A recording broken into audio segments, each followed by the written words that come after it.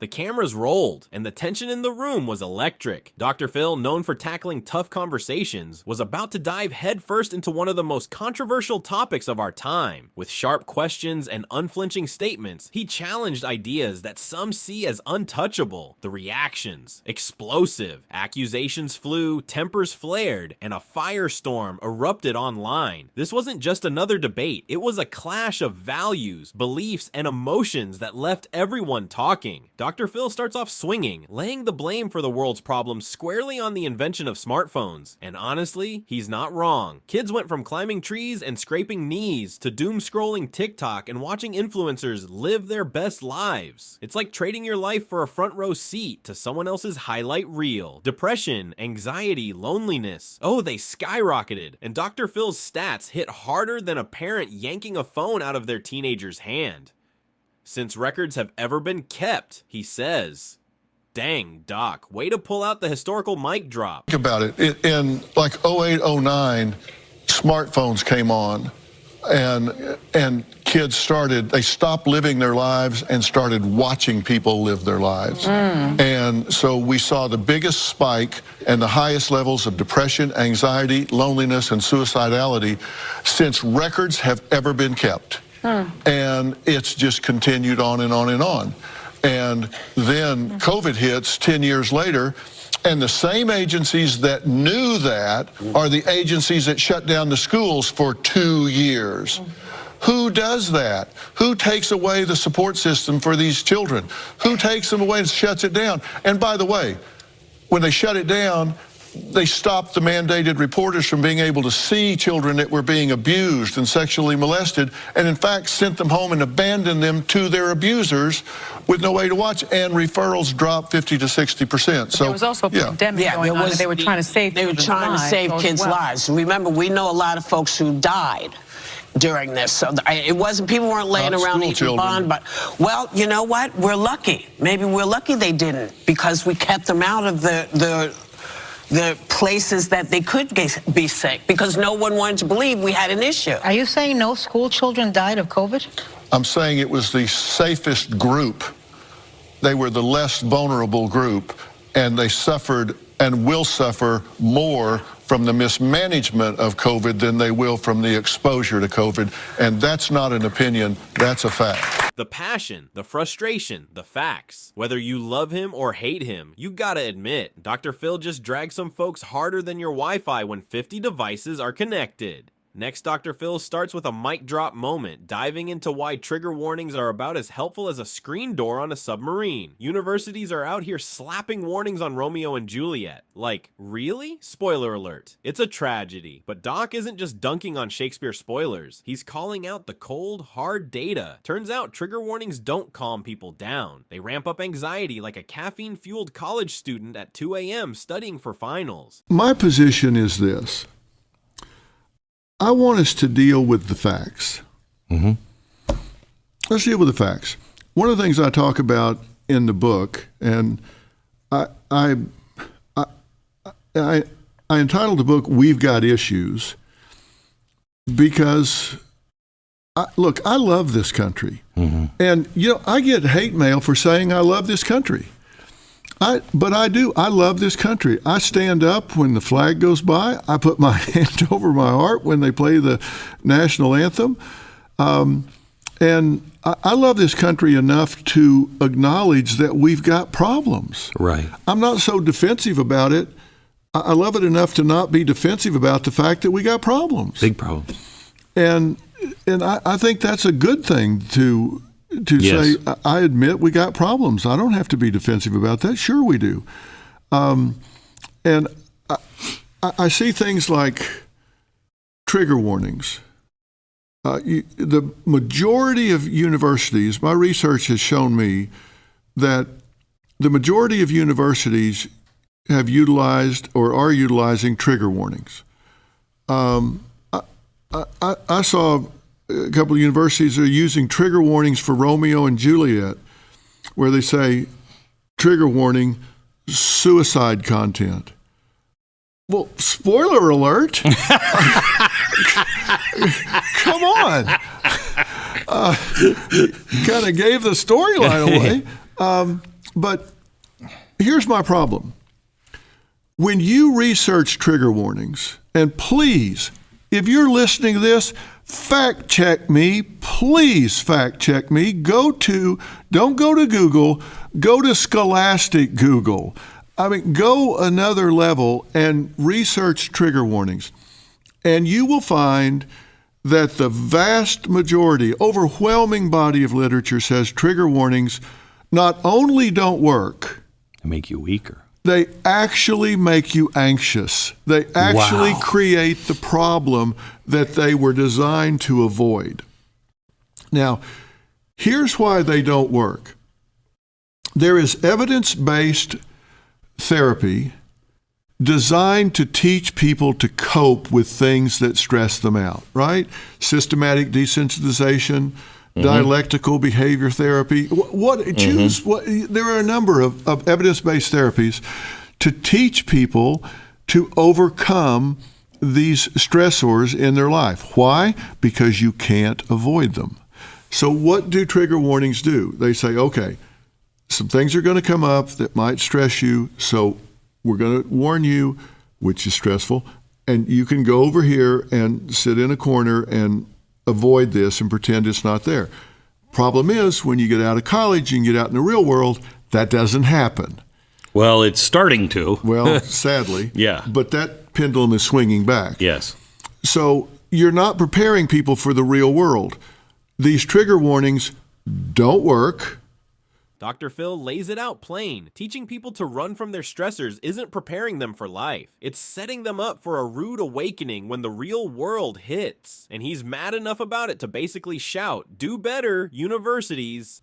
Research says they actually hurt, and that the better method is to learn to cope with them. So later in life, you're not still paralyzed, whether it's PTSD or whatever it may be.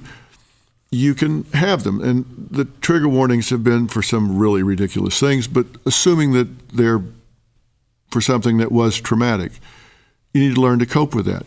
Now, here's my problem. These universities that are employing them have the same access to the same research that I do. So if I can go out there and find out that trigger warnings are contraindicated, that you should not use them, that they actually create problems. They don't help anything. They actually create problems. If I can look that up and find it, so can every university that's employing them. So why are they doing it anyway? Because they're virtue signaling. They're wanting to seem like, I am super woke here. I'm really sensitive. I'm protecting all of the students and creating a safe place for them to get an education. The problem is that's not an education. The problem is that's teaching them to go on green and stop on red. Here are the keys. Have a great ride. That's not the way the world works. Now, if I can look that up and find it and see it, so can they. So they are knowingly teaching these people something that doesn't help them and actually hurts them. Then he pivots to this town square test, and it's like watching your wise uncle drop philosophical bombs at Thanksgiving dinner. Basically, if you can't speak your mind in public without fear of getting roasted, muzzled, or worse, arrested, you're living in a fear society. And while we're not technically there yet, he argues we're sliding into what he calls a digital ghetto. Yeah, that's right. Dr. Phil went there. But you said, don't look it up on Google. Scholastic. You write, Nathan Sharansky wrote a book called Case for Democracy. In it, Sharansky created what he called the town square test. Explain the town square test. Well, the whole idea here is you have to be willing to speak up, speak out, and say what you think. And the whole idea is that the internet, for example, should be like a town square, right?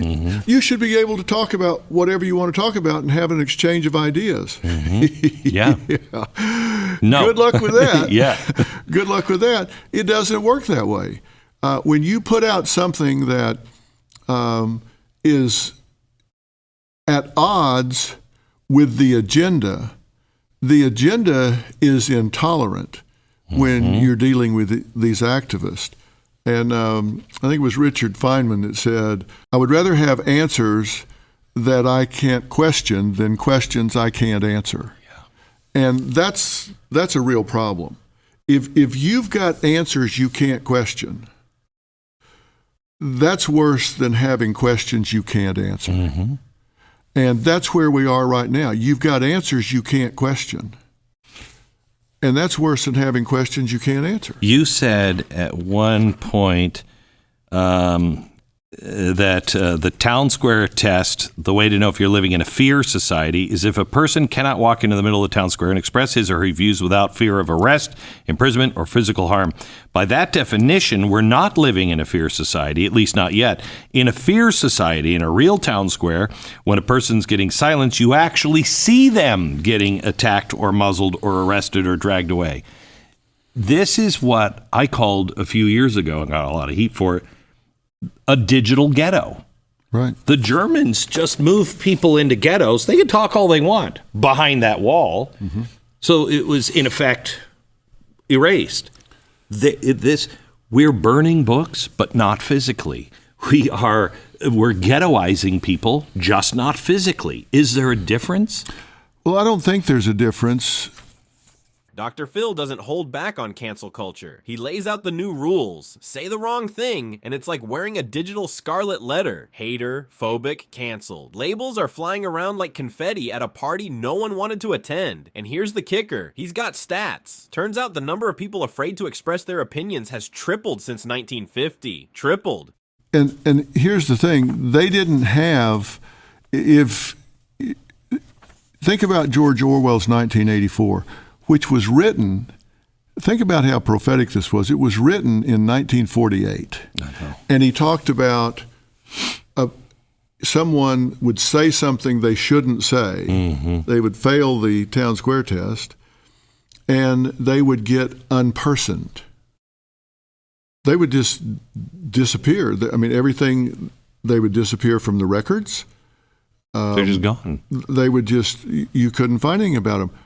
We call it canceling them now. Mm-hmm. It's the same thing as he wrote about in 1948. And they started eliminating words from, in the book, they started eliminating words, and there was just what they called newspeak. Mm-hmm. And you could only use these words and not use any others. Same thing. And people started saying, well, I actually like that because I don't want to have to make any decisions. Just tell me what words I can use, and I'll use those, and then I don't have to think. Wow. And how crazy is that? We have the First Amendment protecting free speech, and we're muzzling each other. It's not the government coming in and taking it away, right? It's now we're muzzling each other. You say something I don't like, and we will attack you, we will cancel you, we will get you fired, we will get you labeled as a hater, we will get you labeled as phobic, whatever, and you'll wear the scarlet letter and be unacceptable anymore.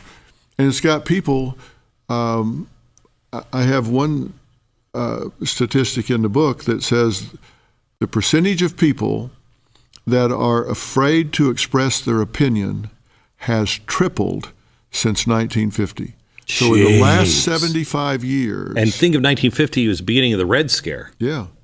It's tripled since then. People are just saying, I'd just rather not say anything. How bad is that? You don't have a civilization when that happens. No, you don't. And what you're saying is you've been trying to wake people up and have. I mean, don't sell yourself short. You've awakened a lot of people. It's a process. And I think that a lot of these activists have pushed too far, too long, too hard, and people have started saying, wait a minute, you're now messing with my kids, you're messing with my education. Too much is too much. Enough's enough, too much is too much. Like my grandmother said, you quit preaching and go on to meddling now. That's not okay. Right. But the pièce de résistance? Dr. Phil declares that people are waking up. He's convinced the woke warriors push too hard, too fast, and now parents, educators, and regular folks are standing up and saying, enough's enough. And honestly, his passion is contagious. It's like he's rallying the troops, firing people up to reclaim common sense. Next, while doing a podcast with Joe Rogan, Dr. Phil kicks off with a move straight out of the Peacemaker's Handbook. Let's focus on what we actually agree on. Turns out left, right, or somewhere in the middle, we all want the same basics. Healthy kids, strong education, innovation, and a safe, thriving country. But here's where Dr. Phil takes it up a notch. Instead of fighting over crumbs, why not figure out how to divvy up the cake based on what each side values most? It's such a no-brainer that you almost feel guilty for not thinking of it sooner. But hey, we're all too busy winning arguments, right? If we're on two sides of a table like this, we're negotiating, let's talk about what we agree on first. Because, if you really spend time to do that, you're sometimes surprised at how little you really disagree on. Right. I find that all the time. Yeah. If you get the left and the right and talk about what we agree on, everybody would agree we want America to be the number one country in the world. We want to be the leading superpower, the leading educational power, the leading in technology, everything, right? Everybody would agree to that. If we want to be the healthiest country, we want to be the best leaders, we want to be, everybody would agree on that. Everybody would agree we want our children to have a better life than we have. Everybody would agree that we want safety for our kids. We want advances in medicine, and there's so many things we can agree on. And then when we say, let's talk about what we don't agree on, the next step you say is, how can I get the other side as much of what they want as I possibly can? That should be the second thing you should focus on, because oftentimes you find we have different currencies. You might value different things than I do, so I might be able to give you everything you want. It's not likely to happen, but there's a lot I can give you because you value different things than I do, and I value different things than you do. We might be able to really help each other get what we want, and it narrows down to very little sometimes that we really disagree on and have to compromise on. But you can't do that if you're really focused on winning an argument and being a right fighter instead of saying, let's solve the problem. We can't come out of this room till we solve the problem. And it's hard to do that if you're kind of agreeing just with what your side beats the drum on versus this side beats the drum on, instead of being commonsensical and saying, how do we solve this problem?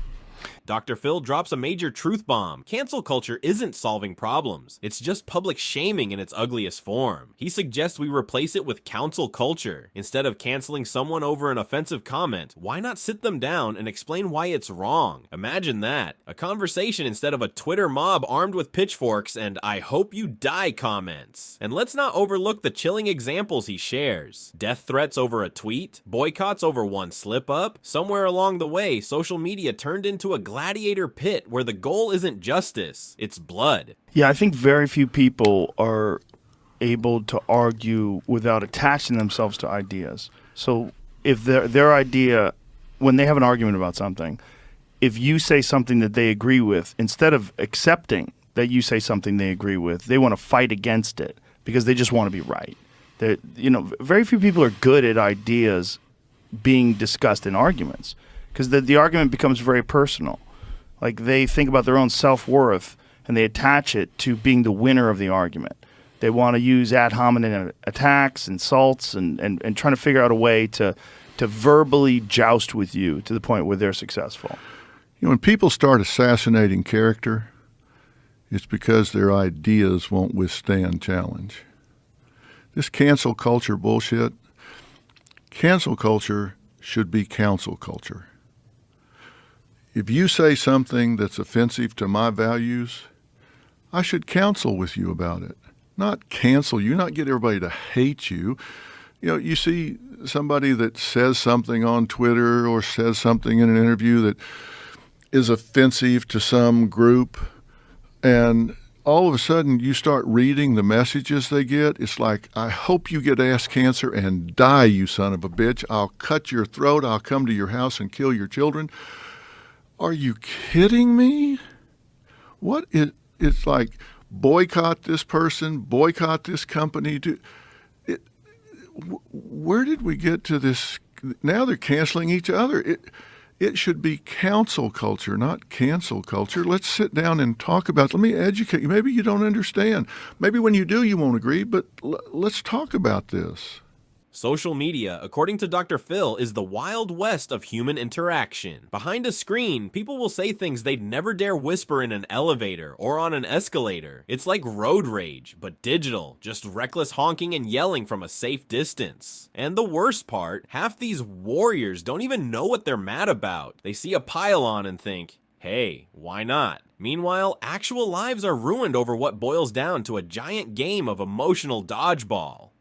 I think it's social media. I think it's echo chambers. I think it's people having the ability to discuss things without any social interaction. They're not looking at each other. They're not feeling the other person's emotions and feelings. They're not looking into their eyes. It's a very inhumane way for people to communicate. It's very sterilized, and you can assassinate a person's character or attack them or say horrible, insulting, and threatening things, and you don't feel any response. Well, how many things do people type that they would not say to you in an elevator? Yeah. You know, they had, like you said, they look you in the eye, or they were in an elevator. Same thing with road rage. You know, Yeah. if people blow the horn, yell stuff, they wouldn't say that to you if you step in front of them on an escalator. Right. They wouldn't say, you rat bastard. Yeah. Right. But they'll say it because they don't have to own it. Right. And so many of these people that jump on the bandwagon, they don't even know what they're talking about. They just see somebody jumping on somebody's ass. They go, hey, this is great. This will be fun. Pile on. Yeah. Yeah. And they don't even know what they're talking about. And people's lives get ruined. And that's not solving a problem. That's just being a keyboard bully. And that's a terrible misuse of social media. It's terrible misuse of the internet. And if you would counsel instead of cancel, we could really make some progress. Then comes the dagger. Even the cancelers end up cannibalizing each other. Dr. Phil notes that once someone steps out of line, even by a millimeter, the mob turns on them too. Progressives get flamed for not being progressive enough. Moderates get roasted for not taking sides. And anyone in the middle, forget about it. The whole thing becomes a circular firing squad of outrage where no one wins and everyone ends up canceled. There's just very few people capable of thinking that way. And social media, unfortunately, reinforces this idea, and it reinforces these tribal groups that connect to their ideology. They support these people in this little tribal group. The problem is that they step out of line at all. These people that are canceling, they run out of people to cancel, and they go after each other. You know, they go out, progressives in particular. You're not progressive enough. They'll go after you for enabling. Yeah, I had somebody write an article the other day, some site I've never even heard of, that says Dr. Phil's become a platform for right-wing hate mongers or something. And they listed some shows where I'd had on people on the right, giving them a voice. They went down through like 6 or 8 shows. And not one time did they mention that sitting right across from them was the other side. Like one of them was I had Lila Rose on, who's the Right to Life spokesperson. Very smart woman, and she was arguing that. I had the president of the National Organization of Women and Ben Crump on the other, sitting right across from her. They didn't mention that they were there. Yeah, of course they don't, because it's not a real article. The article's not a real thought. It's an attack. It's not an unbiased, objective assessment of the conversation. It's horseshit. But they did like 8 out of 8. They did not mention one time that the other side was there. And it's because they don't want to hear anybody's side but theirs. Yeah. Yeah, that's the thing. And I'm not going to do that. I'm going to let both sides say what they have to say and let people make up their own minds about what they want to think and what they want to feel. Well, that's the way things are supposed to be held. That's the way things are supposed to be done. When you really want to solve a problem, you got to let both people talk, and you got to figure out who's right and who's wrong. And that's why censorship is so dangerous. The irony is laughable. The article written to criticize bias was a masterclass in exactly that, but Dr. Phil's not fazed. He's sticking to his guns, letting both sides speak, and trusting viewers to decide for themselves. Imagine that. Faith in people's ability to think critically. What do you think about the challenges he raised? Do you agree, or do you think he crossed a line? Share your thoughts in the comments below. This is a discussion worth having, and if you want to see more of the debates and moments that spark real change, don't forget to like this video, subscribe to the channel, and turn on notifications so you never miss what's next.